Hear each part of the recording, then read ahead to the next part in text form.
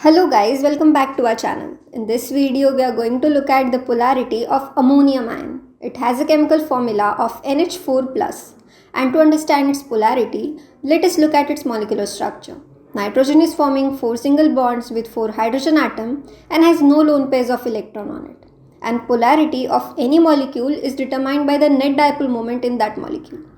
But if we look at the electronegativity difference between nitrogen and hydrogen bond, it is very less to induce any kind of polarity.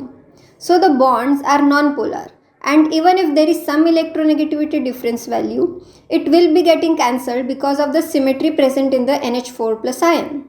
As you can see, the molecular geometry is tetrahedral, which is symmetric, and thus there is no net dipole moment in this molecule, and so the possibility of some net dipole moment is also zero, and thus we can conclude that NH4 plus is a non-polar molecule.